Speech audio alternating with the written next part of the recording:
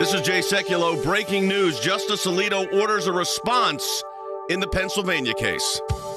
Live from Washington, D.C., Sekulow Live. Phone lines are open for your questions right now. Call 1-800-684-3110. That's 1-800-684-3110. And now, Chief Counsel for the American Center for Law and Justice, Sekulow. Hey, everybody. Welcome to the broadcast. And we start with kind of a breaking news announcement, and that is Justice Samuel Alito, who is the justice in charge of the Third Circuit. Now, why that's significant is a case brought by Congressman Mike Kelly challenging some of the election irregularities that took place in, or at least have been alleged to take place in Pennsylvania, and that's been pursuant to a lawsuit that he filed. They took an application up to the Supreme Court of the United States, and originally the response date for the state of Pennsylvania, per the order of Justice Alito, I'm reading it right here, and this is from the Supreme Court docket. It's docket number 20A98, and when you've got stays or emergency proceedings, that's why you see that 20, and you'll see the A. These are applications for stays. I've done a lot of them. That's what this is.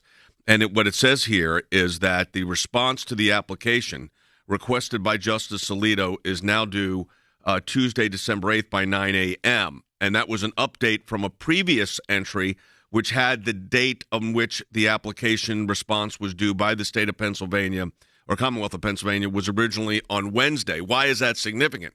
Because on Tuesday afternoon, what happens is, and it's at noon, the electors are seated. So what Justice Alito is saying is he wants, Andy, an order, or at least a response before anyone is seated, so he can then determine how he's going to deal with this issue. Since it's coming out of the circuit he's in charge of. Each justice is given a particular circuit to be in charge of, and he's out of his home state is New Jersey, so that's in the Third Circuit. That's right there. But that's why he moved it up. Yes, that's exactly why I moved it up. He wanted to give himself more time before the electors met in order to make a decision as to what he's going to do in the case.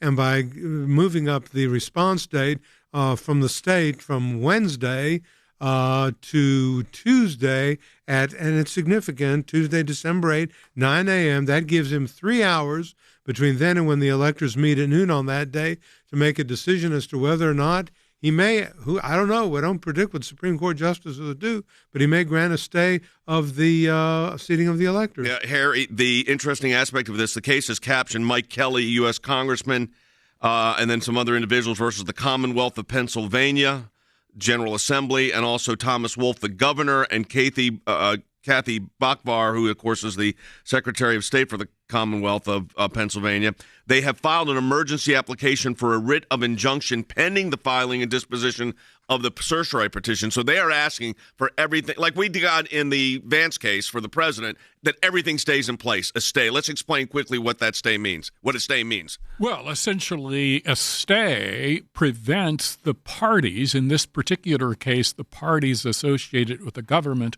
of Pennsylvania, from moving forward and basically allowing the electors of the state of Pennsylvania to vote in favor of the so-called certified candidate, who in this case would be Joe Biden.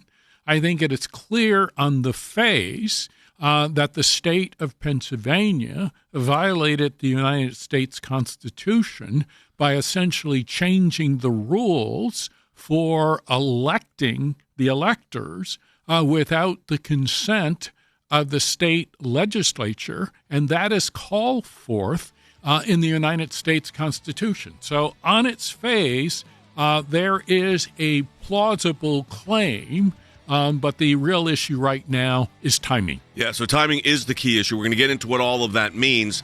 The Pennsylvania Supreme Court said, no, we're not going to deal with this case, that there was not violations, although a couple of the justices expressed some serious concern. Having said that, it is now resting at the Supreme Court of the United States. I want to ask you to do something, though. We're in our Matching Challenge campaign here at the ACLJ. Your support of the ACLJ makes a huge difference, and any amount you donate this month, we get a matching gift for. This is our most important month of the year financially for the American Center for Law and Justice. So if you can go to aclj.org and donate any amount, we appreciate that. It's doubled, aclj.org. I was at a board meeting at Youth for Jesus, and the executive director said, we've got a case. The Supreme Court had just granted review. It was about literature distribution at airports.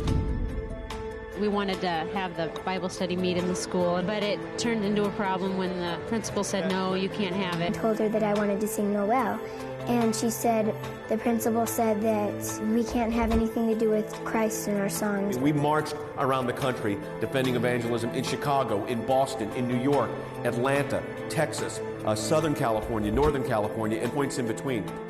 We got a letter one evening from the IRS saying they wanted all this information that we all knew immediately was not right. How do you fight the government? How do you fight the IRS? Tea Party groups say they're being targeted by the Internal Revenue Service, and they're enlisting the aid of the American Center for Law and Justice. They were trying to shut groups down that they disagreed with. This was very, very serious. The federal courts do not need to become monitors of state trespass actions, and that's all this is. We were looking for the right to speak our minds and our consciences, and we won that right today. Religious persecution is a situation where your life is literally put in jeopardy simply because of what you believe. Can you help? Can you do something? He's on death row, and so we launched an international campaign. His freedom now rests solely on diplomatic efforts by the United States government and world leaders dedicated to human rights. The release of Andrew Brunson. He is the American evangelical from North Carolina, held in Turkey for more than 2 years. There was an Air Force plane that came from Germany that had been on standby. We're flying, and they finally left Turkish airspace. It's like, okay, we're really out of Turkey and free again.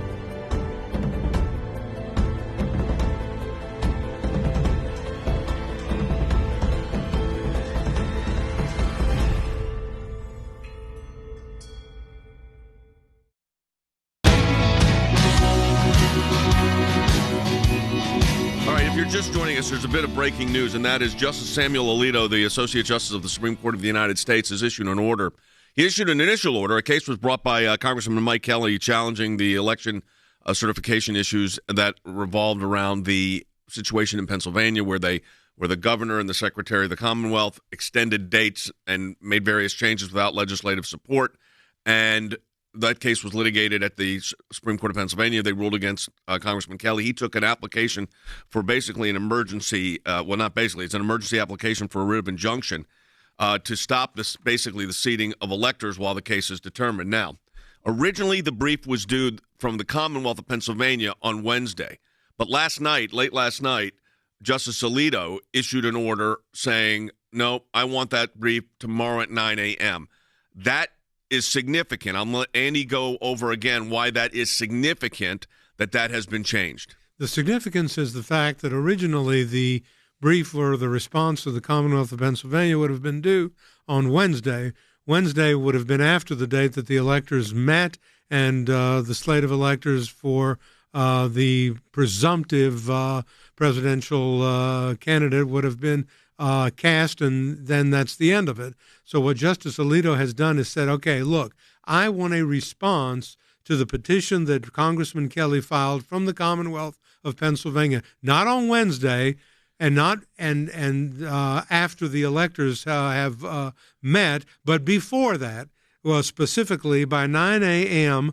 On Tuesday, December 8th, which will give the Supreme Court 3 hours between the time it receives the response, 9 o'clock tomorrow, and 12 o'clock when the electors meet to make a decision as to whether or not, my view, stay the meeting of the electors and the casting of that slate as the Biden slate. Yeah. Well, here's what it means for Pennsylvania. Now, how does that? Yeah. So to be clear, that's a Pennsylvania. There's other challenges in other states. Harry, the two issues that have been raised in Mike Kelly's case is, number one, do the elections and the elector clauses, the elections clause and the elector clauses of the Constitution permit Pennsylvania to violate its state's constitution's restrictions on its lawmaking power when enacting legislation for the conduct of federal elections. Not a lot of people know the election clauses and the elector clauses, but people are becoming experts in it in the last couple of weeks, that's for sure. But that's the straight question of whether the states can arbitrarily, through not the legislative process, which is what's required, but rather through administrative action of the Secretary of the Commonwealth, change the actual law. Absolutely. So one of the key issues here is that the change in the voting process in the state of Pennsylvania was not enacted via statutory changes through the state legislature. They are the sole body empowered by the United States Constitution to change the rules. Nonetheless, the governor and the Secretary of the State took it upon themselves to say, this is what is best for the citizens of Pennsylvania. There is no legal or factual foundation for such a change. And I think it is clear on its face, speaking as a former law professor, that the governor and the Secretary of State had the authority. They did not have such authority to change the rules. Nonetheless, they did it. Nonetheless, they promised the citizens of Pennsylvania, hey, you can vote in violation effectively of the United States Constitution.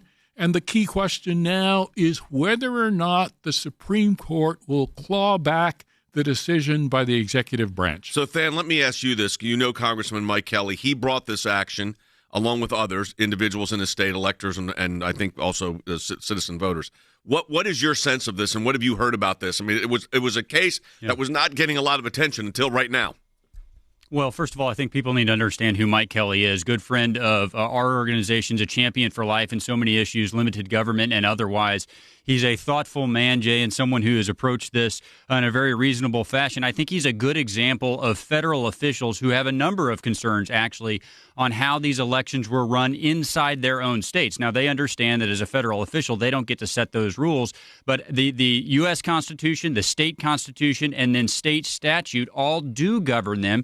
And in order to make as significant changes as were made this year, that process has to be followed. In this case, the dramatic expansion of the mail-in program, I know that is of terrific concern to Congressman Kelly, and I think he thinks it led directly to some of the problems that we're seeing. And, Jay, I don't think there's any doubt that pretty much everyone on all sides of this issue sees the move by Justice Alito as a direct sign that he does want the court to be able to hear from both sides and actually weigh in to provide some certainty. But I just wanted to give that color on Congressman Mike Kelly. Yeah. This is not someone who just threw this together and filed a suit. This is someone who looks at the law, looks at the statute, looks at the governing constitution and says, did it happen properly? Was this a lawful election? All right, but let's take a phone call. We normally don't do it this early, but this is right on point. We're taking your calls at 800-684-3110, 1-800-684-3110. Patricia's calling from Georgia. Patricia, you're on the air.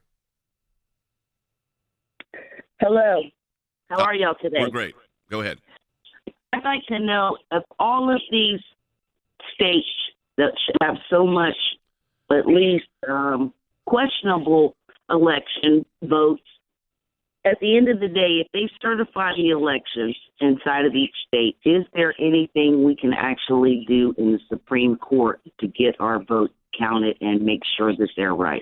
Well, this is exactly what we're talking about today. So Congressman Kelly, which only involves Pennsylvania, is one case.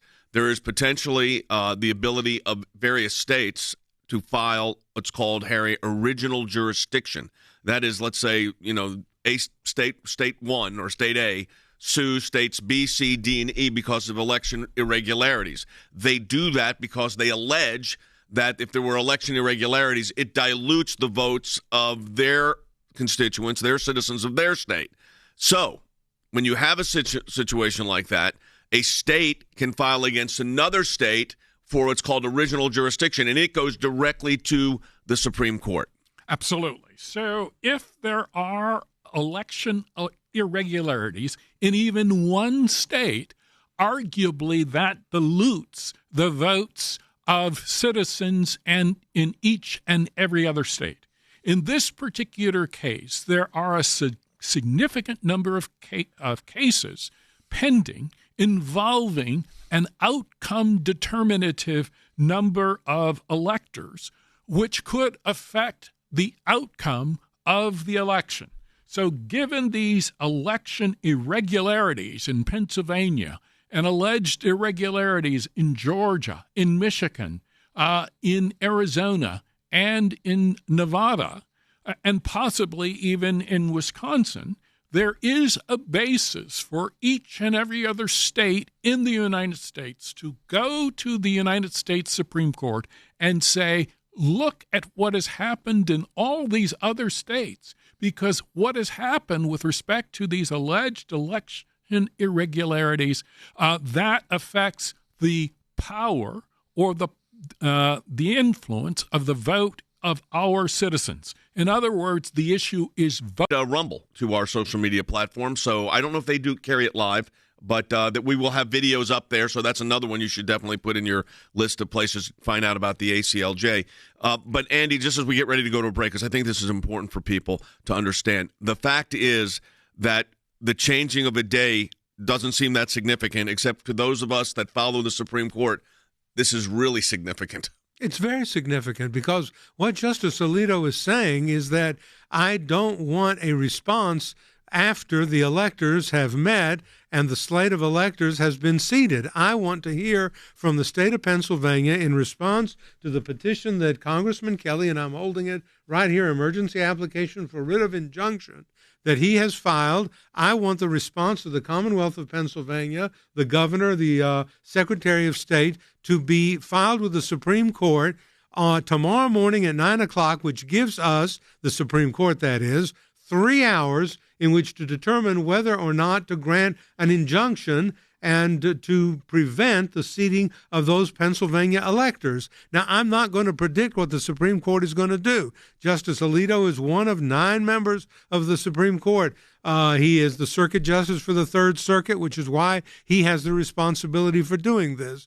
And so that's exactly what he's doing. He is giving the court time in order to determine whether or not to act and to intervene in the seating of these electors from Pennsylvania, only from Pennsylvania. I want to follow up on this, so I'll tell you what we're going to do. During the radio, you've got commercial breaks, but we'll recap some of this for you when you come back for our radio audience. If you're on Facebook or Periscope, or if you're on YouTube, stay there. Share this with your friends. We're going to give you some more, following up exactly on what Andy was talking about, because I really do think it's that important that we get into this. So stay with us on this as we go into a break. And let me encourage there are literally 20,000 or more of you on our social media platforms right now, not including the millions that listen by radio.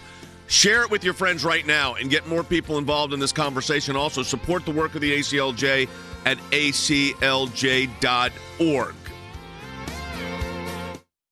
All right, so Facebook and Periscope, you're staying with us. We want to encourage you right now to share this with your friends. I want to go follow up on what Andy just said, and that is, I don't want to read tea leaves here.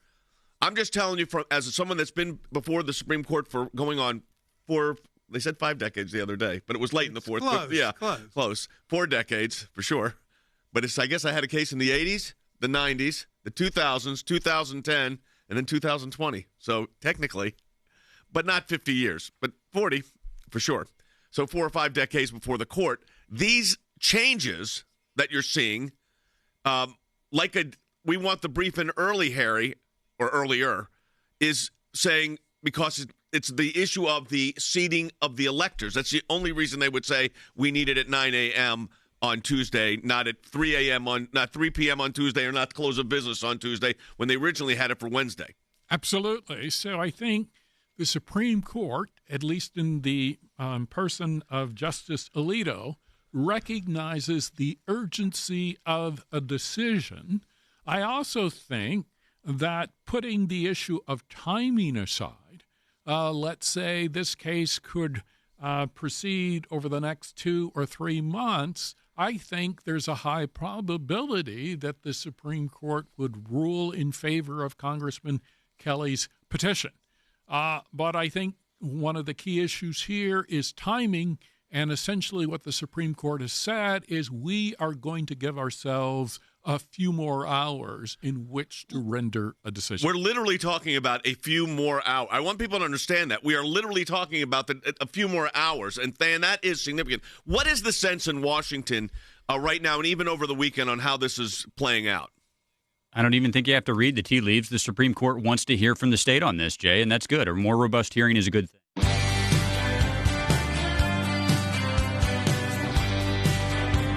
All right, welcome back to the broadcast. If you're just joining us, the U.S.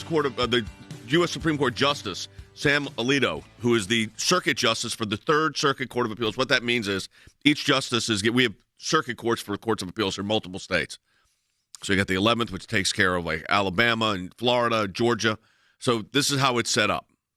In this particular situation, Justice Alito, each justice of the Supreme Court is assigned a circuit to be the supervising judge, the circuit justice.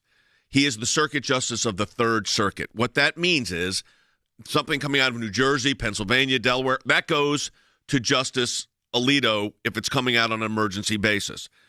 Congressman Mike Kelly filed a lawsuit with challenging the changes that were made by the Commonwealth Secretary to the election laws of the Commonwealth of Pennsylvania. He lost at the Supreme Court of Pennsylvania. He then took an emergency application for writ of injunction pending the file and disposition of a petition for certiorari. In his brief, he said the power delegated to the Pennsylvania General Assembly by the U.S. Constitution to determine the manner of holding federal elections and selecting presidential electors is constrained by restrictions imposed by the Pennsylvania Constitution. And then it lays out those arguments. Those were modified. Now, the Supreme Court of Pennsylvania said that was okay. Went to the Supreme Court of the United States. It was filed. I'm holding the docket sheet. To be clear, this is the Supreme Court's docket sheet. So this is from their website. An application was filed on December 3rd. The application number is 20A98. It's an application for injunctive relief of the seating of the electors. A response to the application was requested by Justice Alito originally for Wednesday. It was moved to Tuesday, December 8th, and has to be in by 9 a.m. Why is that significant? Because at 12 o'clock Eastern Daylight Time, Eastern Standard Time, the electors for all of the states are seated. So at 12 noon Eastern, all of the electors are seated. Justice Alito says he wants a response from the Commonwealth of Pennsylvania by 9 a.m. Andy, lay out again what that means. That means he wants to give the Supreme Court about 3 hours to determine whether or not to grant the injunctive relief that Congressman Kelly asked for in his case in Pennsylvania, and to determine whether or not in that 3-hour period the Supreme Court is going to basically stop the seating of the Pennsylvania electors. That's exactly what he's trying to do. If he had waited till Wednesday, it would have been too late because they would have been seated at noon or shortly thereafter on Tuesday. So he is simply giving the court 3 hours more to make a determination as to whether or not there is a basis for an injunction to be issued to prevent the Pennsylvania electors from being seated because of all the reasons that he stated in a very well, let me just say, application for writ of injunction that was filed on December the 3rd, Jay. Very interesting comment coming in from Tina on Facebook. She says, what if the state, this is the Commonwealth here, Pennsylvania, which is still a state, doesn't meet the deadline in Justice Alito's order, Harry? They will, by the way. Oh, yeah, they will. Well, I would hope. I think that move would be against their own interest.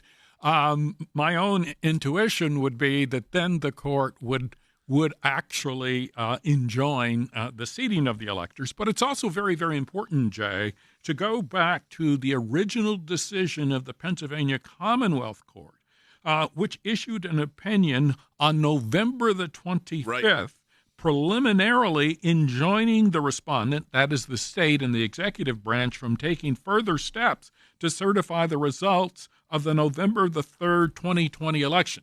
The point I'm making there is this is not a brand new case, if you will, that is going to be heard before the United States Supreme Court. We already have the four corners, if you will, of a potential decision enjoining the seating of the electors because there wasn't a lower court decision basically enjoining the state from certifying, at least on a preliminary basis. Now, to be fair, of course, then the Pennsylvania Supreme Court issued an order on November the 28th, 2020, overturning or vacating the Commonwealth Court's decision. But I think there's enough evidence on the record, including the record from the United States Constitution, which could provide the basis for the Supreme Court for enjoining the seating of the Pennsylvania electors. Yeah, so I tend to think that's Harry's analysis is completely correct. Now, this is the dynamic here.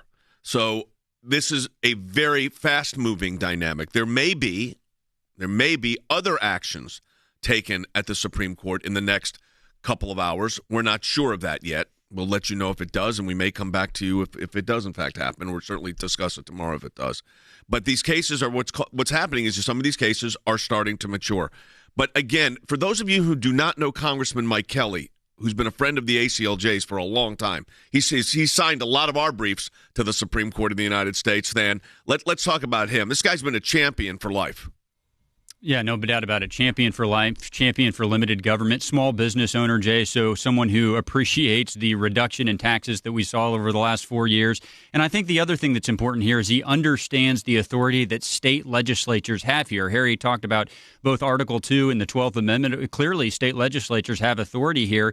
And one of the central things that Congressman Kelly is saying is that when they acted in 2019 to delegate some of this power to the executive, and then it was eventually used, they did it in violation of the state's constitution. They granted more authority than was available to them. So, Jay, again, just going back to the comments I made earlier, it's a thoughtful analysis that I think many people are jumping past. They're jumping right to, well, the state legislature just has to invalidate. Well, I mean, that's certainly a role they could play, but they also had an ability to delegate some of this authority. And in the view of Congressman Kelly, he thinks they did it in violation of the state constitution. You know, Andy, I don't want to predict, and because I think it's a dangerous thing to predict, but I will predict this. It's got the interest of at least Justice Alito. I would say it definitely has Justice Alito's interest.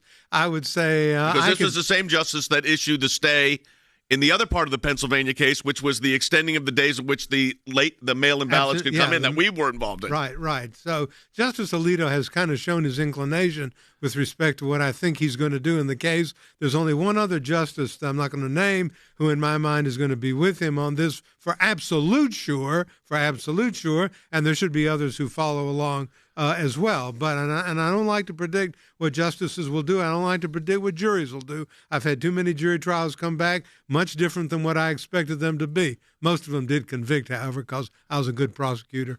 At any rate, I think that this is going to be it's a good sign, in my view. It's a very good sign. Well, you know, it's a sign the ball game's still in play. Remember Jordan said, don't walk off the field while the clock's still running? Don't walk off the field while the clock's still running. That's what it means. All right, we're out of time for the first half hour, but we are here for another half hour. If you don't get this broadcast for a full hour, which you should, but if you don't, you can get it easy. Go over to Facebook. Go over to YouTube. Go over to Periscope. Go over to aclj.org. And I'm leaving things out, I'm sure, but there's other platforms too to get the full hour of this broadcast. And don't forget, you're getting an analysis here you're not going to get anywhere else. If you enjoy this program and like what we do, support the work of the ACLJ. We're in our biggest month, December. ACLJ.org. That's ACLJ.org. If you're on Facebook, Periscope, or the website, share it with your friends right now.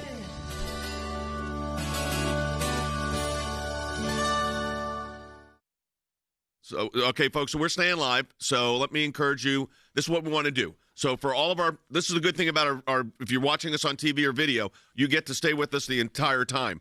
What we do need you to do, though, is share it with your friends right now. Very important. Share the links with your friends. Share it on YouTube, Facebook, Periscope, wherever you might.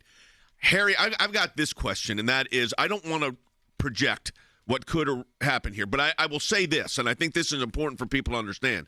The reality is that we know that there is, obviously by moving the date up, they're cognizant of the seating of the electors. Absolutely. And it does send a signal, an important signal to each and every state in the United States. When and if state executive authorities change the rules with respect to an election shortly before an election without getting the okay from the legislators, that does. Live from Washington, D.C., Jay Sekulow Live. And now, Chief Counsel for the American Center for Law and Justice, Jay Sekulow. All right, if you're just joining us, let me tell you what's happened. Late last night, Justice Samuel Alito issued an order in the Congressman Mike Kelly's case against the Commonwealth of Pennsylvania. That was on the changing of the mail-in ballot issues. He had initially gotten a TRO at the trial court that was ultimately overturned at the Supreme Court of Pennsylvania. Congressman Kelly then took it to the Supreme Court of the United States. The filing was on, and I'm reading directly from the docket sheet of the Supreme Court of the United States, was filed, the application for emergency injunctive relief, which is to stop the seating of the electors, was filed on December 3rd. An order was issued initially, and that order provided that the response was going to be due Wednesday, 2 days from now. Last night, there was a change. Justice Alito issued another order saying the response to the application is now due Tuesday, December 8th by 9 a.m. That's because the electors are seated on December 8th at noon. So it gives the Supreme Court 3 hours to evaluate this. You cannot predict what that means in the case. That would not be fair. But it does say, Harry, we talked about this during the break. Let's talk about it again for our full audience. And by the way, if you're on Facebook, Periscope, YouTube, wherever you're listening, share this with your friends. You're getting an analysis here you're not going to get anyplace else. We live these cases. I mean, we know them better than anybody. But obviously, Justice Alito wants the full breadth of response so they can then make a decision what he's going to do. Absolutely. So I think Representative Mike Kelly has filed a lawsuit. And if you look at the four corners of that lawsuit basically, based on Justice Alito's decision, does include sufficient elements for bringing a cause of action, number one. Number two, for enjoining the state from seating its electors.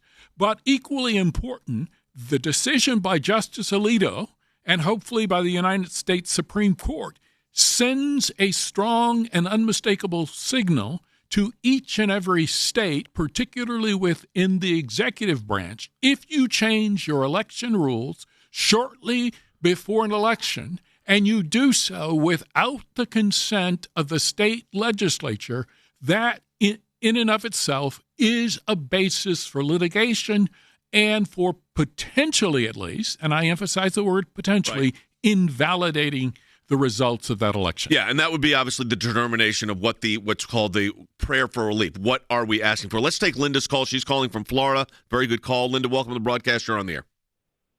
Hi.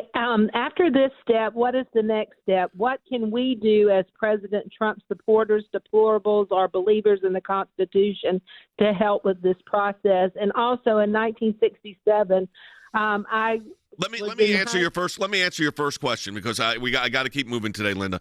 Here, let me answer your first question.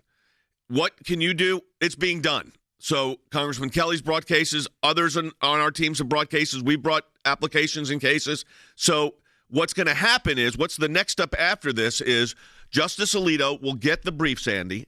He then will make a determine whether he will issue a stay on his own, which he has the authority to do, right, and refer to the court for further disposition, or just refer it to the court immediately within that 3-hour window. That's right. He has the right to make a decision as the circuit justice to grant an injunction against a temporary injunction or temporary restraining order against further proceedings in Pennsylvania with respect to the seating of the electors, or he can refer to the full court for the determination. I'm not going to predict again which way Justice Alito is going to go. I have my own thoughts with respect to that, but it is now in the hands of the Supreme Court of the United States, and that is Pennsylvania. Remember, we're talking only about Pennsylvania right now, and that should be clear. This does not affect other states. The case is before the Supreme Court on the elector seating in Pennsylvania, and an injunction to prevent that filed by Congressman Kelly.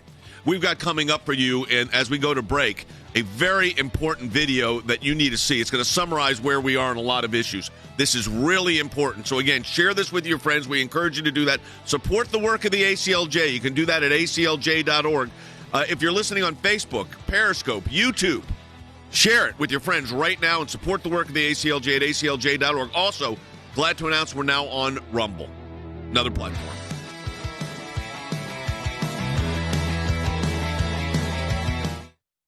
This is where the Constitution really, really is in play. Now more than ever, the ACLJ needs your critical support as we continue the fight at the highest levels of government and in courtrooms across our country.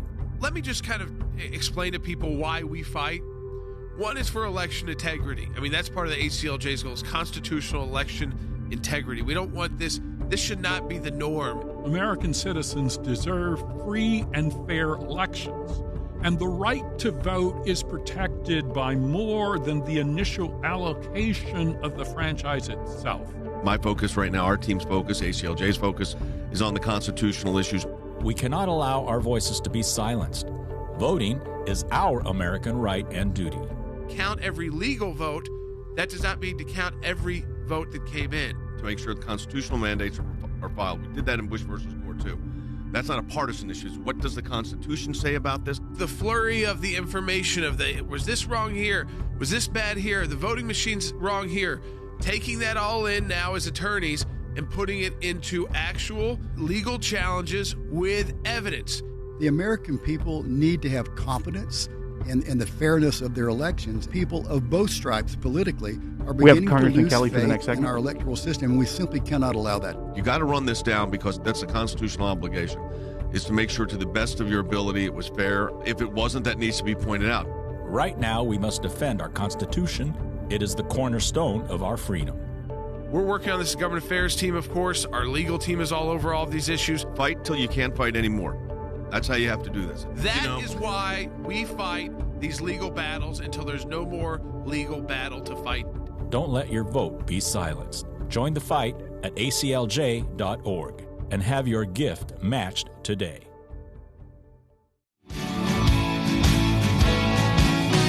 Hey, welcome back. If you're just joining us, breaking news out of the Supreme Court, Justice Alito ordering a response by tomorrow morning at 9 o'clock from the Commonwealth of Pennsylvania on a challenge by our good friend Congressman Mike Kelly, who is joining us on the broadcast right now. So if you are listening, call your friends and tell them to listen in. If you're on any of our social media platforms, I can tell you by looking at a lot of you are, tens of thousands of you are. Share this with your friends right now. Really important. Congressman Kelly, thanks for coming on. Tell us about what you brought. I think it's important for the people to hear from you why you brought this litigation. Well, you know what, Jay, when you look at what happened in Pennsylvania, then you try to figure out why did it happen. Then you look at a piece of legislation called Act 77 was put through the Pennsylvania legislature back in October of 2019 for a no-excuse mail-in ballot. And now what I mean by no-excuse mail-in ballot is we already had absentee ballots. We had the traditional way of voting, but this mail-in ballot went in. Now, this is far before the pandemic, so it has nothing to do with the pandemic, but it does have to do with something that if the Pennsylvania legislature, and when it really wanted to do this, they could have done something to look at Pennsylvania law when it came to voting, and they could have done an amendment. They chose to go the first step to start that, but then they abandoned that and put in this mail-in ballot, this no-excuse mail-in ballot, with an omnibus bill that did not go through the proper channels, and it's unconstitutional. What took place by changing the way we vote in Pennsylvania? Now, as we come full forward, we find out that in this past election, the mail-in ballot, the no-excuse mail-in ballot, and the size and the scope of that, well, you look at it and say, oh my gosh, if they had done it the right way, if they had done what they should have gone through, the process to change. They could have done an amendment, but that would have had to go before the Pennsylvania voters. They would have had a vote on a referendum to changing the way we vote in Pennsylvania. That did not happen. This got pushed through as part of an omnibus. It got lost in the wash, and all of a sudden now it surfaces, and people are looking at it and say, my gosh, how did this happen? It happened because we did follow the rule of law. So, Congressman, you took quite an initiative here. You and I spoke briefly about this early on. You took a very bold move, which I think we've said this over and over again, that in this kind of situation, bold moves are what's required. This is not for the tepid. You got a bold move here. Why did you decide to do it? I think it's important for the American people to hear why you, a congressman from Pennsylvania, said this is wrong. I want to take action. Well, I think every single American knows that in their heart of hearts, when you elect somebody to go and represent you, they take an oath of office. The oath that I took and the oath that every other single member of Congress takes, and whether it's in your state legislature or it's federal, you're looking at an oath of office. An oath is an important word here when it comes to what it is that you would do, because before anything that could affect you personally, you have to work within the confines and the construct of our Constitution. The Constitution is not a suggestion. This is very carefully laid out as to what it is that we need to do to maintain our republic.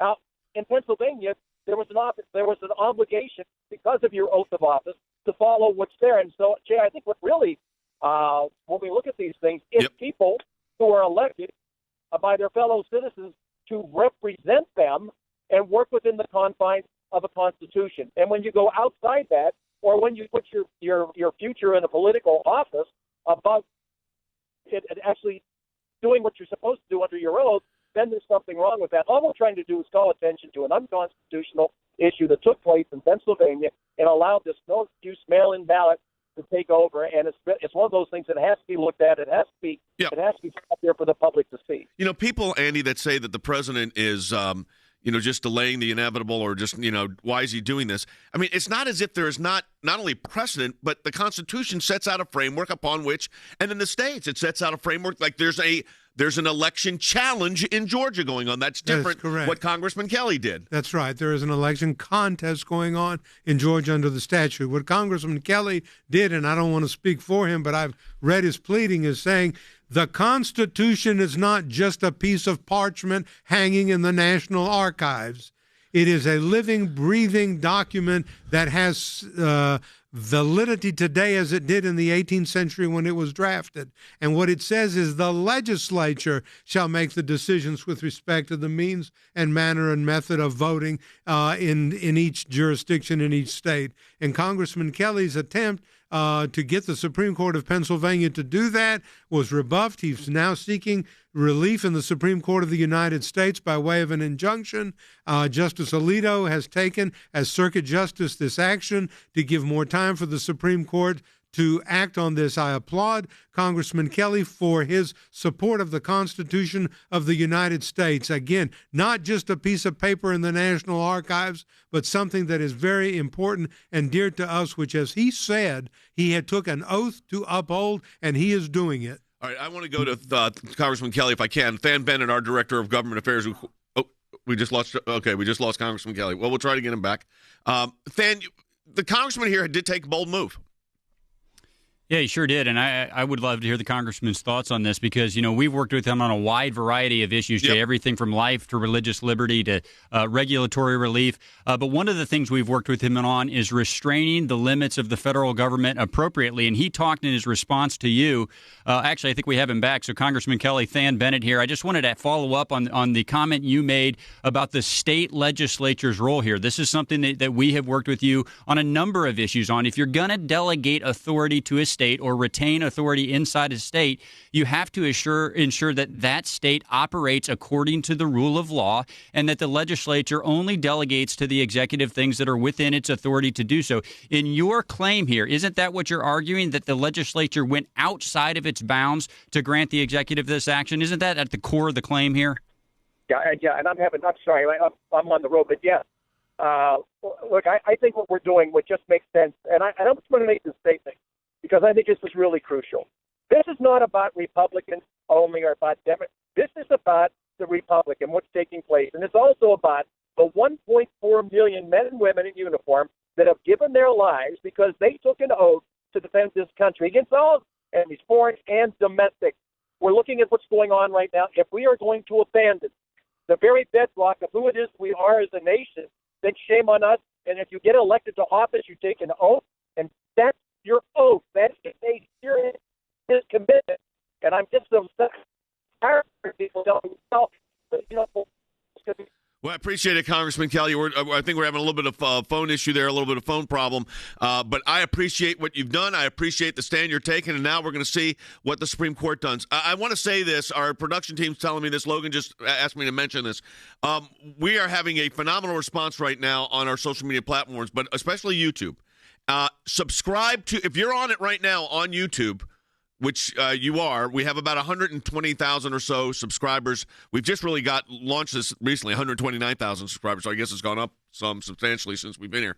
Let me encourage you to subscribe. Just hit the subscribe button, and you are now a subscriber of our channel. I just did it here, and now you're subscribed. If you're on, and there are 26,217,000 of you that are on right now, subscribe. We encourage you to do that. Very, very important. So subscribe if you're on YouTube.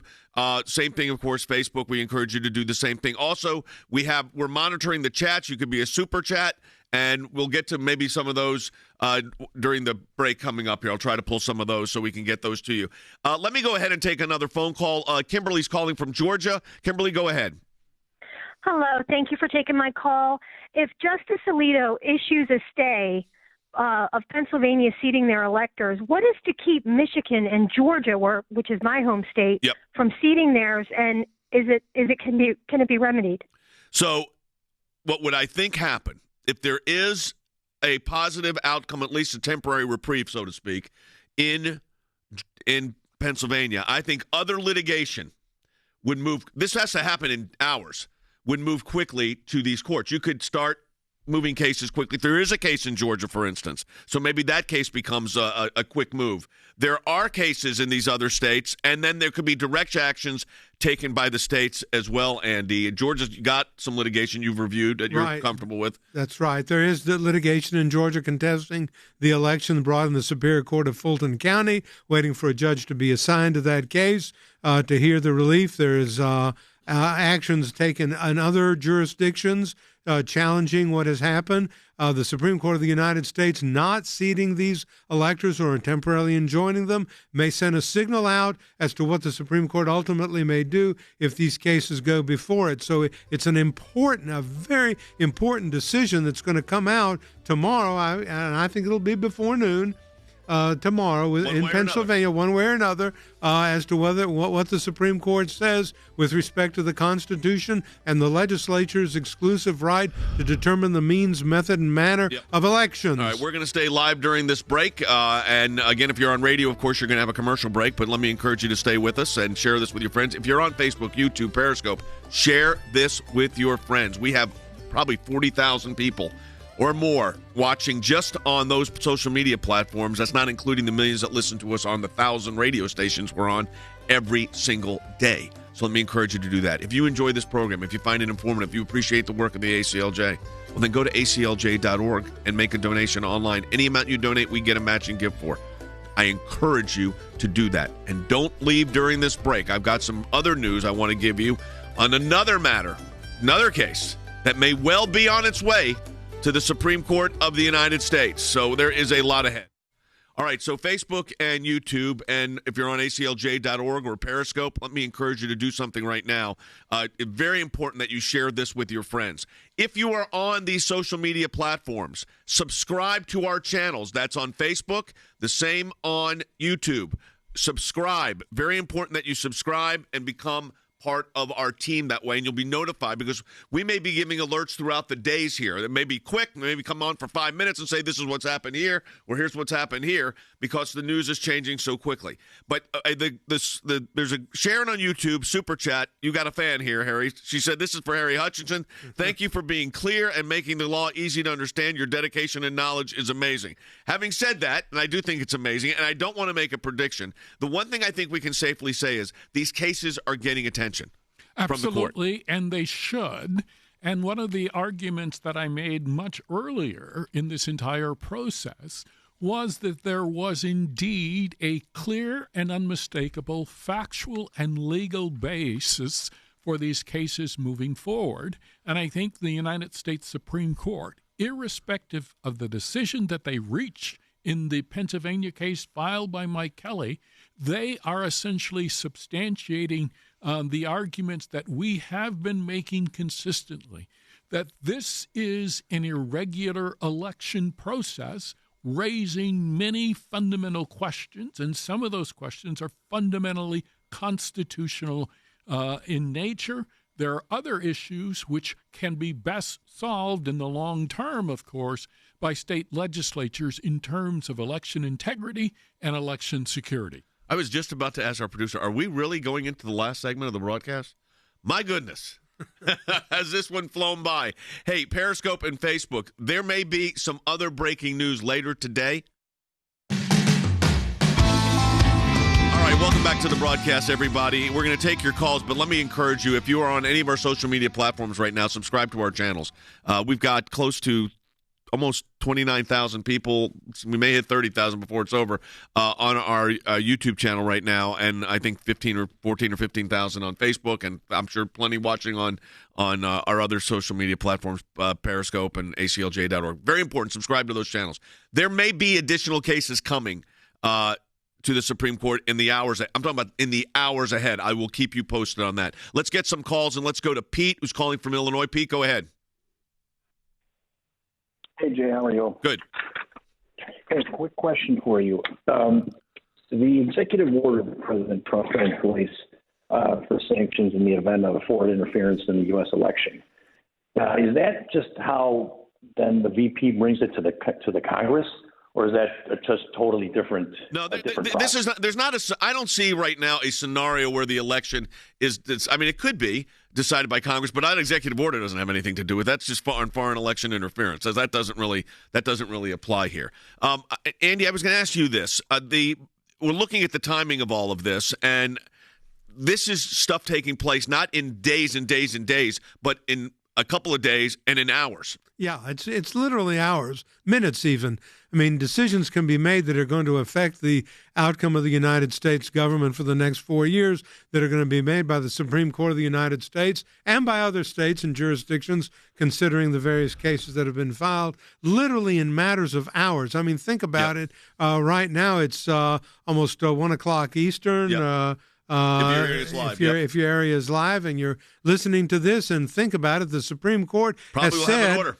On Tuesday, December 8 at 9 o'clock, I want to hear from Pennsylvania. That means electors are going to meet at 12 o'clock. My prediction is there's going to be something from the Supreme Court before then. Yeah, an order. I don't know what it's going to say, but let me tell you something. We are getting phenomenal response right now on our media platforms because of this broadcast.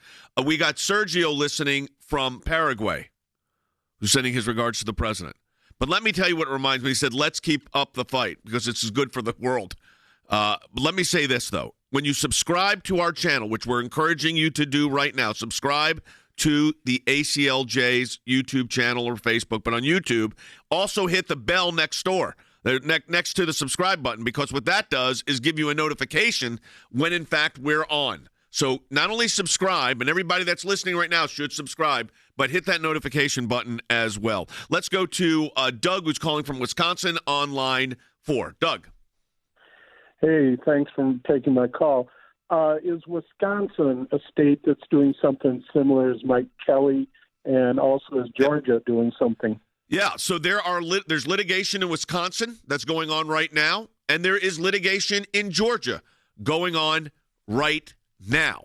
So those states are still what I would call outcome determinative. Yes, there is litigation in Georgia. A suit was filed down there contesting the election in the Superior Court of Fulton County in the state court system. It's going to be assigned to a judge probably today, and then there will probably be an emergency hearing for the relief that is being sought down there. So these cases are taking place all over the country very fast, Jay. Yeah. They're moving very quickly. The Supreme Court of the United States is moving very quickly. Various jurisdictions are, because the time is running out. But, Harry, it's also important for people to know that the Supreme Court can act literally in minutes. Absolutely. And one of the things that we should keep in mind right now is that during the pandemic, the Supreme Court can meet via their own video conferencing, and that does not necessarily mean that they have to convene individually, and they can decide very, very quickly whether or not to issue an enjoining order. Okay, let me go. Let's take this. I'm going to take the last call now, but we're going to take some other comments coming in. If we can get some comments from Facebook and YouTube, we'll get to those too. Elizabeth from South Dakota. Go ahead, Elizabeth. God bless you, Thank Jay. I'm a stay-at-home mom, Great. and the work that you do is going to be beneficial for me in the upcoming years. But the question that I have is, as far as Amy Coney Barrett, and there was so much cloud over her confirmation hearings about the election, and coming to her, being able to rule on hearings coming to her about the election. Do you think that's going to be coming into play for these upcoming You're asking whether she has to abstain. She does not have to abstain. Each justice makes that own decision. She did not say she was going to abstain. And Than, you talk about something that was the lasting legacy of the president. Regardless of how this election goes, she's on for life.